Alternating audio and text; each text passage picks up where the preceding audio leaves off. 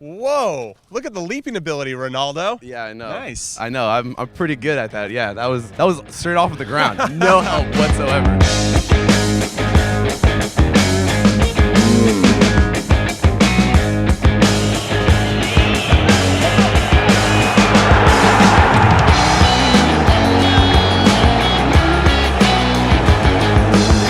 Hopefully Mike K doesn't get it right. Okay. Yeah, I hope so. Yes. What is up, everyone? So I'm going to be completely honest with you, full transparency. Monty and I, come on, Monty. We kind of miss old previews and predictions where we tell you all the matchups that you need to watch in a very quick way instead of doing these in-depth, long things. I think we're both very smart and we give some great analysis, and you guys get smarter by watching us. But I want to get back to the old stuff. Old stuff. The old stuff. Why do you get a cool entrance and I don't?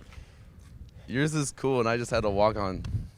It's my channel. I'm going to give a game. You're going to give a game. Blah, blah, blah, blah, blah. Go back and forth. Should be a lot of fun. Cool. And I'm going to start with Spurs and Chelsea. Okay. As an Arsenal fan, I hate both of those teams, so this is going to be boring. So I'll take this first game. Go for it. All right, I'm going to start here. What's not to love about this matchup? Yeah. The man that brought Premier League trophies and glory to Chelsea, and the man who said he would never manage Tottenham, is now managing Tottenham. And now he has a chance. I'm talking about Jose Mourinho, of course. You know who I'm talking about. Is taking on one of his favorite players that he ever coached, Frank Lampard. So this is a very juicy storyline, and I can't wait to watch. I can't wait to see his antics on the sideline. I expect him to be super cool because he's been super cool since he took over Spurs. Cool but guy. you never know. Is he going to be hugging more ball boys? I don't know. However, I like Spurs in this one. Even though they're not possessing the ball as much, they're playing very direct, and I think it's getting a lot more of his players into the game. Dele Alli in particular, he seems rejuvenated under Mourinho. They've scored 14 goals in their last 5 league games since Mourinho's been in charge. That's very un-Mourinho-like, but there's something different about this team. They're counterattacking in a very efficient way.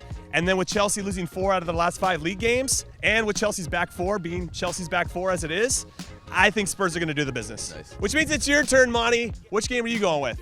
I'm going to go with Leicester City versus Manchester City. Whoa, good one. I'm one-upping on your a lot of your City game. action. Yes. These guys are playing at the Etihad. In the last 4 road games that Leicester City has had, they scored 17 goals. Granted that one of them was against Southampton, and that was 9 goals, but let's forget about that. This team is rolling. Can you, though? 9 goals in the game is really impressive. That is impressive. Sorry, Southampton. This team is rolling. Jamie Vardy's got 16 goals. They're going up against Kun Aguero, who has 9 goals, if he's healthy. Hopefully he's healthy. He should be healthy. We want to see a good game, and Aguero has to be there for these guys. But Leicester City, they have a difficult lineup of games coming up. They play City now, and then the midweek, they play against Liverpool. So they play the 3rd place team, and then they play the 1st place team. Whoa. They got to be like this to the schedulers. Exactly. That's bullshit. Exactly. Well, they didn't think they were going to do this good, you know? That's true. They probably came into the season planning that they were going to be mediocre like they were for most of their history except for that one good year. But now they're having another great year, and this is a must-watch game. Nobody thought Leicester City was going to be doing this good. So watch the game. Forget the Chelsea-Tottenham game and watch this game. It's more important. All right, it's my turn again, and I'm going Bayern Munich versus Wolfsburg because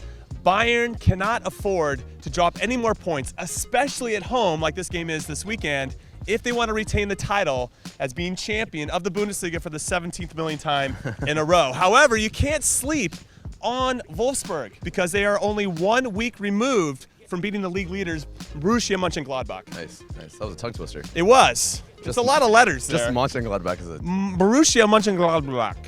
Blah, blah. I think that's the way it's actually said, yeah. So there's a lot of quality in the Wolfsburg team, and they have proven that they can run with anybody. Plus, this is a big deal. Can you hold this for me, Yes, for, I me can. for a second? This feels nice.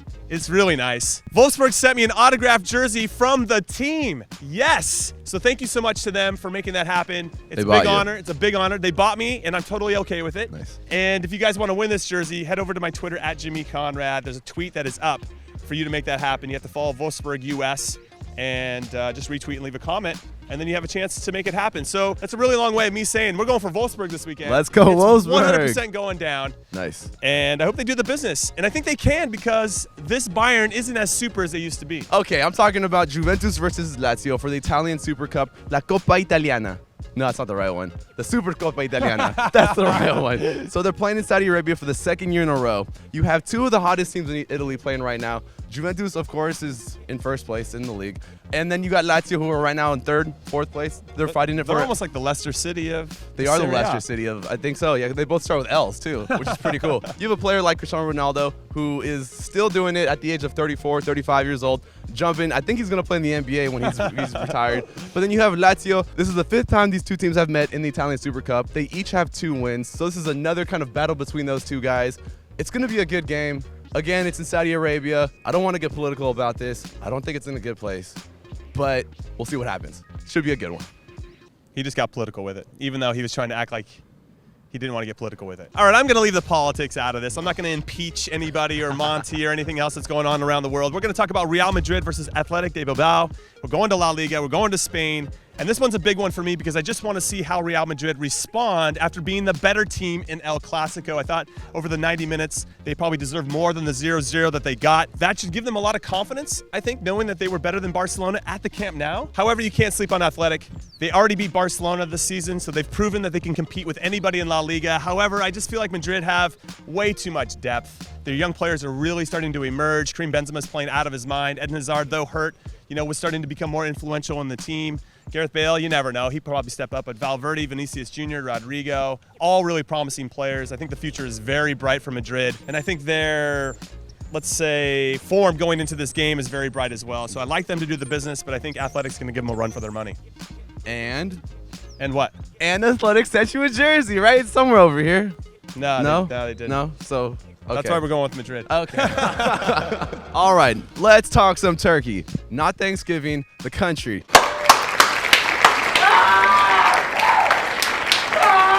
Fenerbahce versus Beşiktaş. Oh, and I love man. saying these names because it's like Fenerbahce and Beşiktaş. And Yeah, I say it like this, though. Are you ready? Fenerbahce.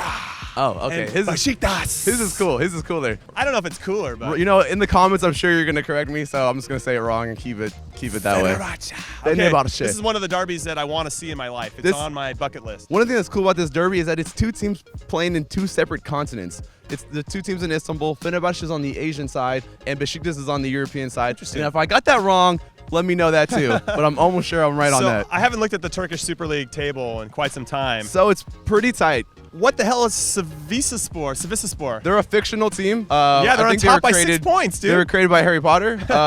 They're not a real team. No, I'm sorry, Sivasspor. You guys are great. And then Başakşehir here is in second on 27. Beşiktaş is on 27. Beşiktaş. And Fenerbahce is in 5th. Where's Galatasaray? Where are you at? They're in 6th. They're 1 point behind Fenerbahce. Okay. Well, you're not in the top 5. That's what matters. Is the top 5. Anyway, this is going to be a dope game. This is a dope game. They're only 2 points away from each other. You know what's awesome is that there's a guy on Fenerbahce who's playing. His name is Emre Berzaglu or whatever. I forget how to say his last name, but he's been playing for almost 20 years. You know a little Turkish knowledge? 2002 World Cup, he was on that squad that came 3rd place. And now he's the captain of Fenerbahce. I feel like 38. I could still be playing then. Yeah, you should still be playing. That's pretty much my point. I know a lot of people are going to be saying, Jimmy, why aren't you playing? I feel like the Turkish Super League is a bit of a retirement league, so maybe that is true, I should come over. It used to be MLS. Now it's a Super League. I think Robinho's out there. Is he? I think so. No way. Yeah. All right. That's it for Turkish.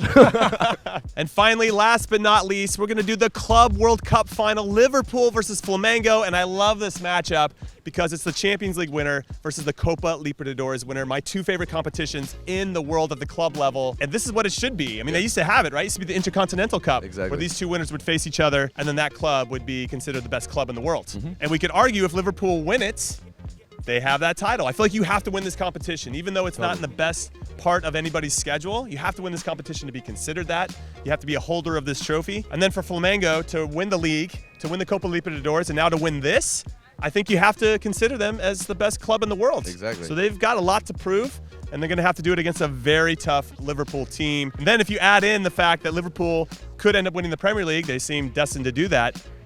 And if they win this, then I think there's no doubt who the best team in the world is. So this is very good. However, when this competition rolls around, it always makes me sad because I want to see MLS, an MLS club in this. We've never had an MLS team in this competition. It's always a Mexican League team because they always win the CONCACAF Champions League because we can't win any of them.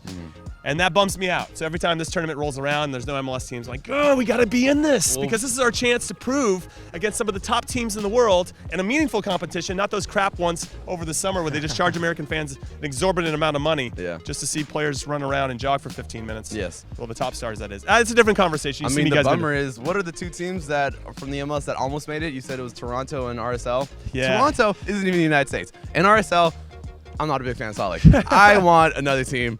Let's go, Quakes. Anyway, so this is a big game for both Flamengo and Liverpool, and we'll see who takes it home. I'm definitely going to make time to watch this one. Fun stat, this is the second time they're playing in this tournament. It used to be called the Intercontinental Cup. Back in '81, Flamengo actually beat Liverpool 3-0. So will we see some more of that? Although back in the day, they did have a legendary player on the team, Flamengo, named Zico, who was one of the most legendary number 10s in Brazilian history. And he's not playing today, so we're not. Maybe he should. Maybe he should. Maybe he's in the Turkish Super League. That was a good one. I went back full circle. Okay, we are now at the close of previews and predictions, which means we need to pick a game for people to predict the right score so that you have a chance to win some dope-ass stickers. And what game is that going to be, Monty? Let's go with Leicester City versus Manchester City. All of those options, that what you... That game is crucial. Again, I'm not supporting the Saudi Arabian tournament. Wolfsburg, you're already bought by them. Real Madrid Athletic, we're already giving them too much love.